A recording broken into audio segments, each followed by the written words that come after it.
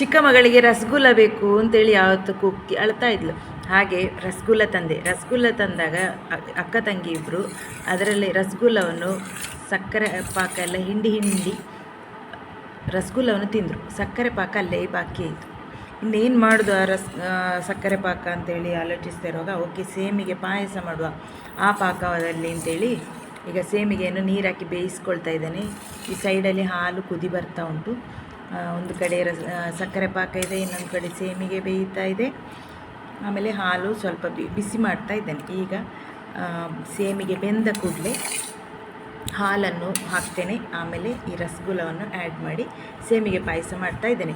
ಮೊನ್ನೆೊಮ್ಮೆ ಅದೇ ರೀತಿ ಹೀಗೆ ರಸಗುಲ್ಲ ತಂದಾಗ ಆ ಸಕ್ಕರೆ ಪಾಕವನ್ನು ಸಜ್ಜಿಗೆ ರವೆ ಇದೆಯಲ್ಲ, ಸಜ್ಜಿಗೆ ರವೆಯನ್ನು ನೀರಾಕಿ ಬೇಯಿಸಿ ಹಾಲು ಹಾಕಿ ಆಮೇಲೆ ಇದೇ ರೀತಿ ಸಕ್ಕರೆ ಪಾಕಕ್ಕೆ ಸಜ್ಜಿಗೆ ರವೆದು ಸೂಜಿ ಥರ ಮಾಡಿದ್ದೆ.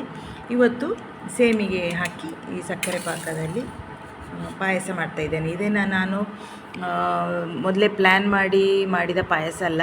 ಓಕೆ, ಈ ಸಕ್ಕರೆ ಪಾಕವನ್ನು ಹಾಳಾಗ್ತದಲ್ಲ, ಹಾಗೆ ಇಟ್ಟರೆ ಇರುವೆ ಬರ್ತದೆ, ಆಮೇಲೆ ಪಾಕ ಸಹ ಅಲ್ಲೇ ಇದ್ದು ಹಾಳಾಗ್ತದೆ ಅಂತೇಳಿ ಏನು ಮಾಡೋದು, ಅದನ್ನು ಬಿಸಾಡಲಿಕ್ಕೆ ಮನಸ್ಸಿಲ್ಲ. ಆಮೇಲೆ ಬೇರೆ ಏನು ಮಾಡಬೇಕು ಅಂತೇಳಿ ಸಹ ಐಡಿಯಾ ಹೊಳಿಲಿಲ್ಲ. ಸೊ ಹಾಗೆ ಸೇಮಿಗೆ ಪಾಯಸ ಮಾಡುವ ಅಂತೇಳಿ ಈಗ ಮಾಡ್ತಾಯಿದ್ದೇನೆ. ಈಗ ರಾತ್ರಿ 8:30 ಗಂಟೆ ಆಗಿದೆ.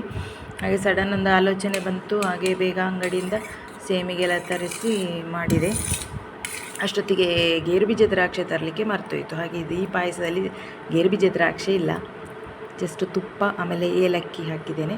ಈಗ ನಾನು ಇದಕ್ಕೆ ರಸಗುಲ್ಲದ ಸಕ್ಕರೆ ಪಾಕ ಹಾಕ್ಕೊಂಡೆ. ಈ ರೀತಿ ಜಾಮೂನ್ ಪಾಕ ಬಾಕಿದ್ರೂ ಸಹ ಈ ರೀತಿ ಮಾಡ್ಕೊಳ್ಬೋದು. ಆಮೇಲೆ ಇದೊಂದು ಒಳ್ಳೆ ಐಡಿಯಾ. ಪಾಕ ಆಲ್ರೆಡಿ ಮಾಡಿಟ್ಕೊಂಡ್ರೆ ಪಾಯಸ ಎಲ್ಲ ಬೇಗ ಚಟ್ಪಟಾಗಿ ಪಾಯಸ ಎಲ್ಲ ರೆಡಿ ಆಗ್ತದೆ. ಸೊ ನೀವು ಕೂಡ ಈ ರೀತಿ ಪಾಕಗಳೆಲ್ಲ ಉಳಿದ್ರೆ ಏನು ಮಾಡ್ತೀರಿ ಅಂತೇಳಿ ಕಮೆಂಟ್ ಮೂಲಕ ತಿಳಿಸಿ, ಆಯಿತಾ ಫ್ರೆಂಡ್ಸ್. ಈಗ ಸಕ್ಕರೆ ಪಾಕ ಸೇಮಿಗೆ ಹಾಲು ಎಲ್ಲ ಜೊತೆಯಾಗಿ ಮಿಕ್ಸ್ ಆಗ್ತಾ ಇದೆ. ಈಗ ನಾನು ಅದಕ್ಕೆ ಇದು ಹಾಕ್ತೇನೆ ಅಂತ ಏಲಕ್ಕಿ ಗುದ್ದಿ ಹಾಕ್ತೇನೆ. ಅದರ ಒಳಗಿನ ಬೀಜವನ್ನು ಗುದ್ದಿ ಪುಡಿ ಮಾಡಿ ಹಾಕ್ಕೊಳ್ತೇನೆ. ನನಗೆ ಸೇಮಿಗೆ ಪಾಯಸ ಅಂದರೆ ತುಂಬ ಇಷ್ಟ. ನನಗೆ ಈಚೆ ಕಡಲೆಬೇಳೆ, ಬಚ್ಚೆಸರು ಬೇಳೆ, ಬೆಲ್ಲ ಹಾಕಿ ಮಾಡುವ ಪಾಯಸಕ್ಕಿಂತ ಹಾಲಲ್ಲಿ ಮಾಡುವ ಸೇಮಿಗೆ ಪಾಯಸನೇ ಇಷ್ಟ. ಆಮೇಲೆ ಹಾಲಲ್ಲಿ ಸಾಗು ಕೂಡ ಹಾಕಿ ಪಾಯಸ ಮಾಡ್ತಾರೆ, ಅದು ಸಹ ತುಂಬ ಟೇಸ್ಟಾಗಿರ್ತದೆ. ನಾನು ಸಕ್ಕರೆ ಪಾಕ ಹಾಕಿದಾಗ ಗ್ರಹಿಸಿದೆ ಪಾಕ ಜಾಸ್ತಿ ಆಗ್ತದೋ ಅಂತೇಳಿ, ಆದರೆ ಇಲ್ಲ, ಇದು ಕರೆಕ್ಟಾಗಿ ನನಗೆ ಎಷ್ಟು ಸಿಹಿ ಬೇಕೋ ಆ ರೀತಿಯಲ್ಲೇ ಇದು ರೆಡಿಯಾಗಿದೆ ಪಾಯಸ. ನನಗೆ ಆಚೆ ಜಾಸ್ತಿ ಸಿಹಿಯೂ ಅಲ್ಲ, ಕಡಿಮೆ ಸಿಹಿಯೂ ಅಲ್ಲದ ಮೀಡಿಯಮ್ ಸಿಹಿಯಾಗಿ ಪಾಯಸ ಬಂದಿದೆ. ಹಾಗೆ ಗೇರುಬೀಜ ದ್ರಾಕ್ಷಿ ಇಲ್ಲದ ಕಾರಣ ಅದಕ್ಕೆ ತುಪ್ಪ ಮಾತ್ರ ಅದಕ್ಕೆ ಹಾಕ್ಕೊಳ್ತಾ ಇದ್ದೇನೆ. ಈಗ ಪಾಯಸ ಹಾಲೆಲ್ಲ ಕುದಿ ಬಂದು ಎಲ್ಲ ಮಿಕ್ಸಾಗಿ ಚೆನ್ನಾಗಿ ಪಾಯಸ ರೆಡಿ ಆಯಿತು.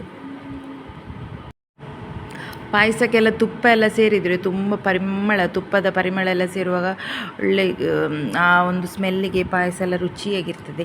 ಹಾಗೆ ನಾನು ತುಪ್ಪ ಎಲ್ಲ ಹಾಕಿ ಪಾಯಸ ಎಲ್ಲ ರೆಡಿ ಮಾಡಿದೆ. ಈ ರೀತಿ ನೀವು ಸಹ ಮಾಡಿ.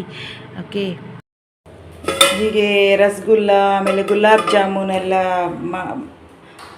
ಹೊರಗಡೆಯಿಂದ ತಂದರೆ, ಇಲ್ಲಾಂದರೆ ನೀವು ಮಾಡಿದರೆ ಅದರ ಸಿರಪನ್ನು ನೀವೇನು ಮಾಡ್ತೀರಿ ಅಂತೇಳಿ ಕಮೆಂಟ್ ಮಾಡಿ. ನಾನು ಈ ರೀತಿ ಪಾಯಸ ಮಾಡ್ಕೊಂಡಿದ್ದೇನೆ. ಸೊ ವಿಡಿಯೋ ಇಷ್ಟ ಆದರೆ ಲೈಕ್ ಮಾಡಿ, ಶೇರ್ ಮಾಡಿ, ಸಬ್ಸ್ಕ್ರೈಬ್ ಮಾಡಿ. ನೆಕ್ಸ್ಟ್ ವಿಡಿಯೋದೊಂದಿಗೆ ಬರ್ತೇನೆ. ಅಲ್ಲಿವರೆಗೆ take care, bye bye friends. Subscribe ಮಾಡಲಿಕ್ಕೆ ಮರಿಬೇಡಿ.